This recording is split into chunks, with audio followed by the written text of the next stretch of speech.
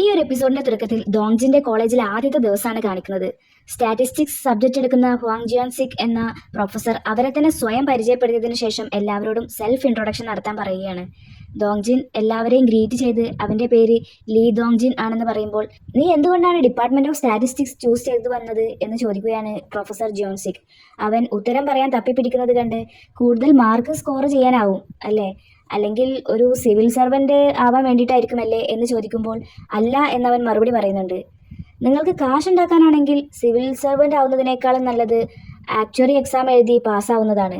എന്നെപ്പോലെ ഇവിടെ ഇങ്ങനെ നിൽക്കണ്ടെങ്കിൽ ഞാൻ പറഞ്ഞത് കേട്ടോളൂ എന്നൊക്കെ ടീച്ചർ പറയുമ്പോൾ, ഞാനിവിടെ പഠിക്കാൻ വന്നിട്ടുള്ളത് സ്റ്റാറ്റിസ്റ്റിക്സ് വഴി എനിക്കൊരു ജീവിത പ്രശ്നം സോൾവ് ചെയ്യാൻ വേണ്ടിയിട്ടാണ് എന്ന് പറയുകയാണ് അവൻ. അപ്പോഴാണ് ഒരു പയ്യൻ ക്ലാസ്സിൽ നിന്ന് ഇറങ്ങിപ്പോകാൻ ശ്രമിക്കുന്നത് പ്രൊഫസർ കാണുന്നത്.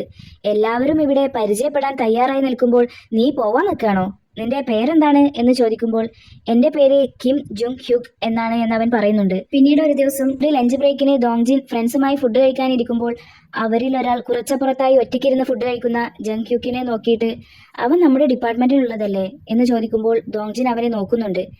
ആദ്യമൊക്കെ അവനെ കാണുമ്പോൾ നല്ല കൂളായി തോന്നിയിരുന്നു. പക്ഷേ ഗ്രീറ്റ് ചെയ്താൽ പോലും അവൻ റെസ്പോണ്ട് ചെയ്യില്ല. അതുകൊണ്ട് തന്നെ നമ്മുടെ ഡിപ്പാർട്ട്മെന്റിലുള്ളവർക്കൊന്നും അവനെ ഒട്ടും ഇഷ്ടമല്ല.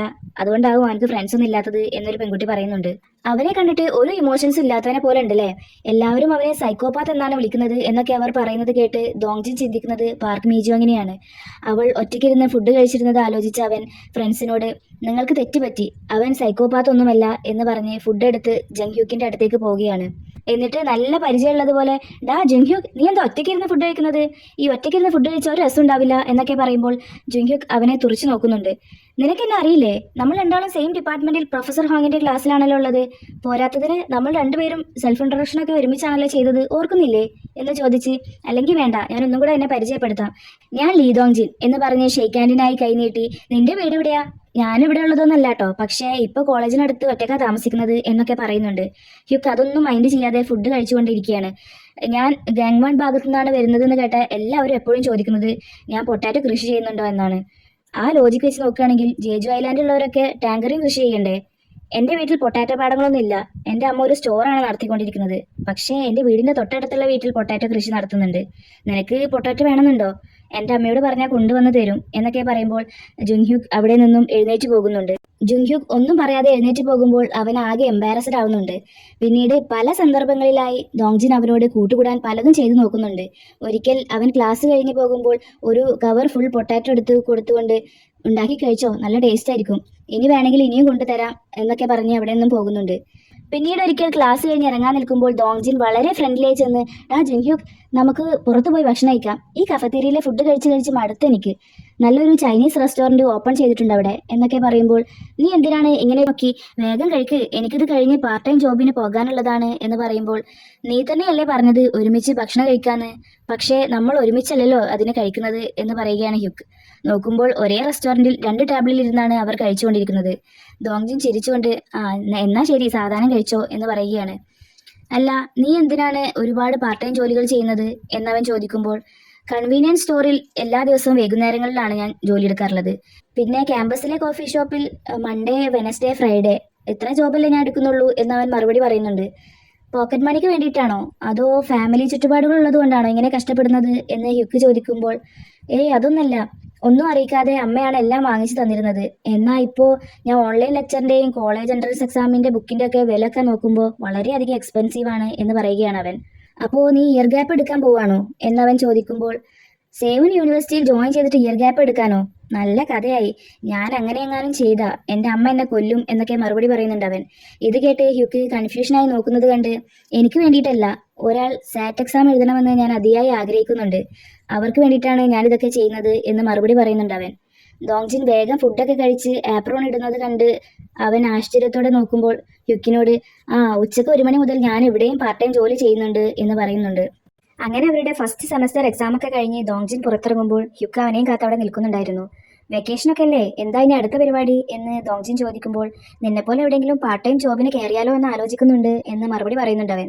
അങ്ങനെയാണെങ്കിൽ നമുക്ക് ഒരുമിച്ച് ഒരു സ്ഥലത്ത് തന്നെ കയറാലോ എന്ന് ഡോങ്ജിനും പറയുന്നുണ്ട്. വെക്കേഷൻ തീരുന്നതിന് മുമ്പായി പിന്നീട് ഡോങ്ജിൻ വീട്ടിലേക്ക് പോകുന്നതാണ് കാണിക്കുന്നത്. ബസ് ഇറങ്ങി നേരെ അവൻ അമ്മയുടെ ഷോപ്പിലേക്കാണ് പോകുന്നത്. അവനെ കണ്ട അമ്മ സന്തോഷത്താൽ ചെന്ന് കെട്ടിപ്പിടിച്ച് ഒരു ഉമ്മ കൊടുക്കുന്നുണ്ട്. മക്കൾ എത്ര വലുതായാലും അമ്മമാർക്ക് മക്കൾ എന്നും കുട്ടികൾ തന്നെയാണ് കേട്ടോ. വീട്ടിലെത്തിയ അവർ ഫുഡൊക്കെ കഴിക്കുന്നതാണ് പിന്നീട് കാണിക്കുന്നത്. അമ്മ ഒരുപാട് വിഭവങ്ങൾ ഉണ്ടാക്കിയത് കണ്ട്, ഓ ഇന്നെന്താ എൻ്റെ ബർത്ത്ഡേ വല്ലതും ആണോ എന്ന് കളിയാക്കി ചോദിക്കുന്നുണ്ട് അവൻ. നീ അല്ലേ പറഞ്ഞത് വെക്കേഷൻ ആയാൽ ഉടൻ തന്നെ വരുമെന്ന്, പിന്നെന്താ ലേറ്റ് ആയത് എന്ന് അമ്മ ചോദിക്കുകയാണ്. അപ്പോൾ അത് ഞാനിപ്പോൾ ഒരു പാർട്ട് ടൈം ആയിട്ട് വർക്ക് ചെയ്യുന്നുണ്ട്, അതുകൊണ്ടാണ് വരാൻ കഴിയാതിരുന്നത് എന്ന് അവൻ മറുപടിയും പറയുന്നുണ്ട്. പാർട്ട് ടൈം വർക്കോ? എന്തിന്? നിനക്ക് ക്യാഷിന് വല്ല ആവശ്യമുണ്ടെങ്കിൽ എന്നോട് ചോദിച്ചാൽ പോരെ എന്ന് അമ്മ ചോദിക്കുമ്പോൾ, ക്യാഷിന് ആവശ്യമുള്ളത് കൊണ്ട് മാത്രമല്ല അമ്മേ, സോഷ്യൽ ലൈഫൊക്കെ ഒന്ന് എക്സ്പീരിയൻസ് ചെയ്യുന്നത് നല്ലതല്ലേ എന്ന് അവൻ മറുപടി പറയുന്നുണ്ട്. ആ ഒരു ചിന്തയുള്ളതൊക്കെ നല്ലത് തന്നെ, പക്ഷേ വിദ്യാർത്ഥികൾ പഠിക്കേണ്ട സമയത്ത് പഠിക്കുകയാണ് വേണ്ടത്. എല്ലാത്തിനും അതിൻ്റെതായ സമയങ്ങളുണ്ട് മോനെ എന്ന് അമ്മ പറയുന്നുണ്ട്. അപ്പോൾ അതൊക്കെ പോട്ടെ, എങ്ങനെയുണ്ട് നിന്റെ കോളേജ് ലൈഫ് എന്ന് അമ്മ ചോദിക്കുമ്പോൾ, അതൊക്കെ അടിപൊളിയാണ്. എനിക്കിപ്പോൾ ഒരു ക്ലോസ് ഫ്രണ്ടിനെയും കിട്ടി, പേര് ജുങ്ഹ്യുക് എന്ന് അവൻ പറയുന്നുണ്ട്. ആഹാ, എങ്ങനെയുള്ള ആളവൻ? നല്ല സ്വഭാവമാണോ എന്ന് അമ്മ ചോദിക്കുമ്പോൾ, അവൻ അധികം സംസാരിക്കുന്ന കൂട്ടത്തിലല്ല, പിന്നെ ആരോടും അധികം കൂട്ടുകൂടൊന്നുമില്ല. പക്ഷേ അവൻ വിശ്വസിക്കാൻ പറ്റുന്ന പയ്യനാണ്. നിങ്ങൾക്കറിയാലോ, അങ്ങനെയുള്ള ആൾക്കാർ നമ്മുടെ കൂട്ടത്തിലുണ്ട്. നമുക്ക് അവരോടൊരു പ്രത്യേക തരം ആകർഷണം തോന്നും, അവരിലേക്ക് നമ്മളെങ്ങനെ വലിക്കുന്നത് പോലെ തോന്നും. എനിക്ക് ജുങ്ഹ്യുക്കിനെ കാണുമ്പോഴൊക്കെ മനസ്സിലേക്ക് വേറൊരാൾ കടന്നു വരും എന്നൊക്കെ അവൻ പറയുന്നുണ്ട്. അതാരാ അങ്ങനെ ഒരാൾ എന്ന് അമ്മ ചോദിക്കുമ്പോൾ, അതൊക്കെ ഉണ്ട്, അതിപ്പോൾ തൽക്കാലം നിങ്ങൾ അറിയണ്ട എന്ന് പറഞ്ഞ് വിഷയം മാറ്റുന്ന പോലെ, അതെ അമ്മ, എൻ്റെ GPA ഇപ്പോൾ 4.3ക്ക് മുകളിലാണ്, എനിക്ക് ചിലപ്പോൾ സ്കോളർഷിപ്പ് കിട്ടാൻ ചാൻസ് ഉണ്ട് എന്ന് പറയുകയാണ് അവൻ. ഇത് കേട്ടതും അമ്മ ഡോങ്ജിൻ്റെ മുന്നിൽ നിന്ന് ഫുഡൊക്കെ മാറ്റിവെച്ച്, നീ പാർട്ട് ടൈം ജോലി ചെയ്യുന്നുണ്ടെന്ന് പറഞ്ഞപ്പോഴേ എനിക്ക് മനസ്സിലായിട്ടുണ്ട്, നീ ഈ സ്കോറും വെച്ചാണ് കോളേജിൽ പോകുന്നതെങ്കിൽ അടുത്തതായിട്ട് നീ കോളേജ് നിർത്താനും മടിക്കൂല. അതുകൊണ്ട് നീ ഇനി ഒന്നും തിന്നണ്ട, ശ്വാസം പോലും എടുക്കാനുള്ള അവകാശം നിനക്കില്ല.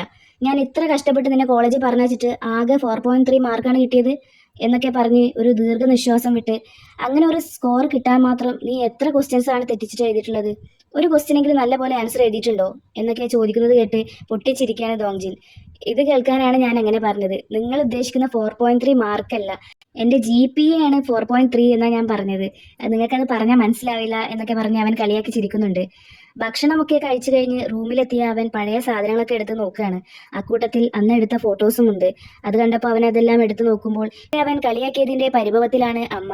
കോളേജിലൊന്നും പോവാത്ത, ഒന്നും അറിയാത്ത നിന്റെ അമ്മ സ്റ്റോറിലേക്ക് തന്നെ തിരിച്ചു പോവുകയാണ് എന്ന് പറയുമ്പോൾ പിണക്കം മാറ്റാനായി അവൻ അമ്മയെ സോപ്പിടുന്നുണ്ട്. ഞാൻ ലേറ്റ് ആയിട്ടേ ഷോപ്പിൽ നിന്ന് വരുള്ളൂ, എന്തെങ്കിലും കഴിക്കണമെന്നുണ്ടെങ്കിൽ ഓർഡർ ചെയ്ത് വാങ്ങിച്ചോ, പിന്നെ പുറത്തിറങ്ങുന്നുണ്ടെങ്കിൽ ചുറ്റുവട്ടത്തുള്ളവരൊക്കെ ഒന്ന് പോയി കണ്ട് ഗ്രീറ്റ് ചെയ്യണം എന്നൊക്കെ പറയുമ്പോൾ, ഇന്ന് തന്നെ അവരെയൊക്കെ പോയി കാണണോ? എനിക്കിന്ന് വേറൊരിടം പോകാനുണ്ട്, പിന്നെ പോയാൽ പോരെ എന്നവൻ ചോദിക്കുന്നുണ്ട്. നിന്നെ ഒന്ന് കാണാൻ വേണ്ടിയിട്ട് അവരൊക്കെ കാത്തിരിക്കുകയാണ്. അപ്പോൾ അവരെ കണ്ടതിന് ശേഷം നീ എവിടേക്കാച്ചാ പോയിക്കോ. പിന്നെ നമ്മുടെ ലൗഡർ മാർട്ടിലുള്ള അമ്മയുടെ മകൻ ഹോസ്പിറ്റലിൽ അഡ്മിറ്റ് ആണ്, അപ്പോൾ അവരെ കാണുമ്പോൾ അതൊന്ന് ചോദിക്കാൻ മറക്കണ്ടട്ടാ എന്ന് പറഞ്ഞ് അമ്മ പോവാൻ നിൽക്കുകയാണ്. നിങ്ങളല്ലേ പറഞ്ഞത് അവൻ മാർഷൽ ആർട്ടൊക്കെ പഠിച്ചിട്ടുള്ള പയ്യനാണെന്ന്? പെട്ടെന്ന് അവൻ എന്ത് പറ്റി?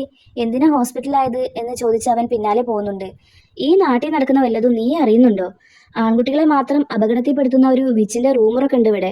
നിന്റെ സ്കൂളിലായിരുന്നു അവൾ പഠിച്ചിരുന്നത് എന്ന് അമ്മ പറയുമ്പോൾ, നിങ്ങൾക്ക് എങ്ങനെ അതറിയാ എന്നവൻ തെല്ലൊരു അത്ഭുതത്തോടെ ചോദിക്കുന്നുണ്ട്. എനിക്ക് എന്താ അറിയാത്തത്? ഞാൻ എല്ലാം അറിയും. എന്തായാലും പാവം, അവളുടെ അച്ഛൻ ഈ അടുത്ത് മരിച്ചുപോയി. നല്ലൊരു മനുഷ്യനായിരുന്നു അയാൾ. എന്താ ചെയ്യാ, എല്ലാം വിധി എന്ന് അമ്മ പറയുമ്പോൾ അവൻ ആകെ ഷോക്കാവുന്നുണ്ട്.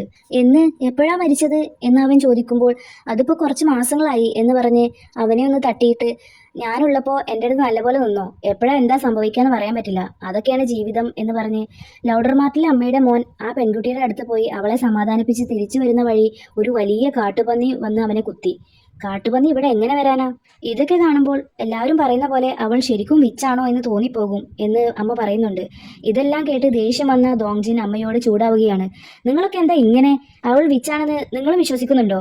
നിങ്ങൾക്കൊക്കെ ചിന്തിക്കാനും കഴിവില്ലേ എന്ന് ചോദിക്കുമ്പോൾ, അതല്ല മോനെ, കുറേ ആൾക്കാർക്ക് ഇങ്ങനെ അപകടം വരുന്നുണ്ട്, ചിലരൊക്കെ മരിക്കുന്നുമുണ്ട്, അതുകൊണ്ട് ചിന്തിച്ചു പോയതാണ് എന്ന് പറയുകയാണ് അമ്മ. മനുഷ്യന്മാർക്ക് വിശ്വസിക്കാൻ പറ്റുന്ന എന്തെങ്കിലും പറ അമ്മേ. ആൾക്കാർക്കൊക്കെ അപകടം പറ്റുന്നതും മരിക്കുന്നതൊക്കെ സാധാരണയാണ്. അതൊക്കെ അവള് കാരണമെന്ന് പറഞ്ഞാൽ എങ്ങനെ ശരിയാവാനാ? നമ്മുടെ രാജ്യത്തിലെ പോപ്പുലേഷൻ എത്രയാണെന്ന് അറിയോ? കണക്കെടുപ്പിൽ കഴിഞ്ഞ വർഷം 2,47,000 ആൾക്കാരാണ് മരിച്ചിട്ടുള്ളത്. ദിവസവും ശരാശരി 677 പേരാണ് മരിച്ചുകൊണ്ടിരിക്കുന്നത്. അങ്ങനെ നോക്കുകയാണെങ്കിൽ മീതോൻ സ്കൂളിൽ വർഷത്തിൽ 1-2 പേരാണ് മരിച്ചത്. അപ്പോൾ അതൊക്കെ ഒരു വെറും കോയിൻസിഡൻസ് മാത്രമാണ്, അല്ലാതെ അവളുടെ കുറ്റല്ല എന്നൊക്കെ അവൻ പറയുമ്പോൾ, ആ മതി, എനിക്ക് മനസ്സിലായി എന്ന് പറയുന്നുണ്ടമ്മ. അവൻ നീരസം കാണിച്ചുകൊണ്ട് തന്നെ ഒരു കവർ എടുത്ത് പുറത്തു പോകാൻ നിൽക്കുമ്പോൾ, പിന്നെ അവളിപ്പോൾ അവിടെ ഉണ്ടാവാൻ വഴിയില്ല, കാരണം കുറച്ചാഴ്ചകൾക്ക് മുമ്പ് എല്ലാവരും ചേർന്ന് അവളോട് ഈ ഏരിയ വിട്ടു പോകാൻ ആവശ്യപ്പെട്ടിട്ടുണ്ടായിരുന്നു എന്ന് പറയുകയാണ് അമ്മ. ഇത് കേട്ടതും ദോങ്ജിൻ വേഗം അവിടെ നിന്നും ഓടുന്നുണ്ട്. ഓടി ഓടി അവളുടെ വീട്ടിലെത്തി നോക്കിയപ്പോൾ ഡോറിൽ വീട് വിൽപ്പനയ്ക്ക് എന്ന് പറഞ്ഞിട്ട് എഴുതിയിട്ടുള്ള ഒരു നോട്ടീസാണ് കാണുന്നത്. അവൻ സങ്കടത്തോടെ ഞാൻ നിനക്ക് വേണ്ടി ഒരു കാര്യം തയ്യാറാക്കിക്കൊണ്ടിരിക്കുകയായിരുന്നു എന്ന് സ്വയം പറഞ്ഞ് വാതിൽ തുറന്ന് അകത്തേക്ക് കടക്കുകയാണ്. റൂമിലൊക്കെ നോക്കുമ്പോൾ അവളുടെ സാധനങ്ങളൊന്നും തന്നെ അവിടെ ഉണ്ടായിരുന്നില്ല. ദോങ്ജിൻ അവിടെ വാതിൽപ്പടിയിലിരുന്ന് കൊണ്ടുവന്ന കവറിൽ നിന്ന് അവൻ തയ്യാറാക്കിയ റിപ്പോർട്ടുകളൊക്കെ എടുത്ത് നീ ഒരു വിച്ചല്ലെന്ന് നിനക്ക് തെളിയിച്ചു തരാൻ വേണ്ടിയാണ് ഞാൻ ഈ കഷ്ടപ്പെട്ടതൊക്കെ. പക്ഷേ ഞാൻ ലേറ്റായിപ്പോയി. ഐ മിസ്ഡ് യു എന്ന് പറഞ്ഞ് കരയാൻ തുടങ്ങും. എന്നെ വെയിറ്റ് ചെയ്യാനില്ല, പ്രത്യേകിച്ച് പ്രണയം എന്ന് മനസ്സിലാക്കിയ നിമിഷമായിരുന്നു അത് എന്നൊക്കെ ബാക്ക്ഗ്രൗണ്ടിലൂടെ ദോങ്ജിൻ പറയുന്നത് നമുക്ക് കേൾക്കാം.